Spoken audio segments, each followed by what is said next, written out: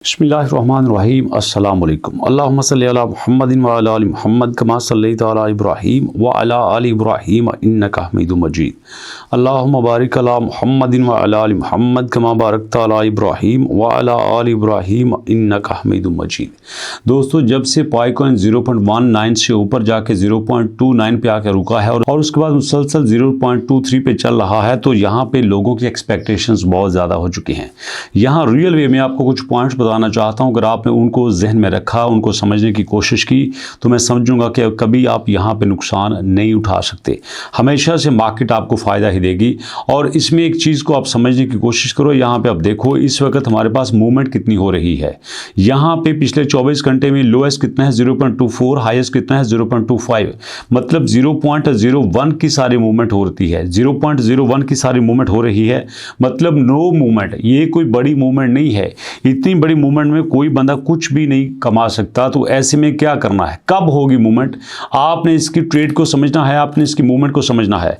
इस वक्त आप यहाँ पे देखो पाइकॉइन जो है वो सिर्फ ना होने के बराबर जो है मूवमेंट कर रहा है। तो ऐसे में अगर आप यहाँ पे बाय का ट्रेंड बनाते हो, अगर आप यहाँ पे सेल का ट्रेंड बनाने की कोशिश करते हो, तो कुछ भी नहीं होगा। यहाँ पे रियल वे में जो आपके पास इंडिकेटर्स हैं उनको समझने की कोशिश करें। यहाँ पे पैटर्न्स क्या कहते हैं, चार्ट क्या कहते हैं। यहाँ पे चार्ट और पैटर्न ये कह रहे हैं कि इस वक्त अगर आपने क्रिप्टो में खास तौर पर पाई में ऊपर जाने की उम्मीद रखनी है, तो पहले देखिएगा क्या वो अपने पहले टारगेट को हिट करता है, पहले दूसरे को हिट करता है, तीसरे को हिट करता है, चौथे को हिट करता है। अगर ये सारे अपने टारगेट को हिट कर लेता है तो मतलब ओके है, अगर नहीं करता तो भैया नहीं है। पहले बात करते हैं कौन से टारगेट। इसके टारगेट हैं दोस्तों इस वक्त यहाँ पे 0.24 से ये तो चल रहा है। टारगेट इसका असल ये है 0.3। अगर 0.3 अपना टारगेट अचीव कर लेता है तो फिर हम समझेंगे कि यार फ्यूचर में आगे जा सकता है। अब क्या 0.3 का टारगेट अचीव करना बहुत है? नहीं। अगर कोई ऐसा ज़हन में रखता है तो वो भी बिल्कुल गलत सोच रहा है। 0.3 के टारगेट के साथ अगर ये यहाँ पे 100 मिलियन की ट्रेड ले लेता है, 100 मिलियन का ट्रेडिंग वॉल्यूम ले लेता है, तो हम ये समझेंगे कि हाँ अब यहाँ पे कुछ हो सकता है। और अगर ऐसा नहीं होता तो इसका मतलब यह है कि फिर ये नीचे की तरफ जाएगा। और नीचे की तरफ कहाँ जाएगा? वापस 0.19 की तरफ। तो यहाँ पे समझ लीजिए जैसे ये 0.24 से वापस आता है 0.22 पे, 0.21 पे, 0.20 पे, तो अलार्मिंग सिचुएशन बन जाएगी। तो ऐसी अलार्मिंग सिचुएशन में you have to cover yourself, you have to save yourself. उसके बाद क्या देखना है? उसके बाद आपने देखना है कि यहाँ पे ट्रांजेक्शन कैसी चल रही है। आप ये देखिए आपके पास यहाँ पे ट्रांजेक्शन हुई है पिछले 18 घंटे में, यहाँ पे 6.8 मिलियन की ट्रांजेक्शन हुई है।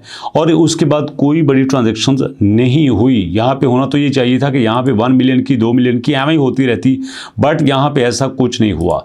अगर हम यहाँ पे डोमेन्स की बात करें तो डोमेन अच्छी चल रही है, ऐसे में ये एक अच्छा परफॉर्मेंस आपको मिल रहा है।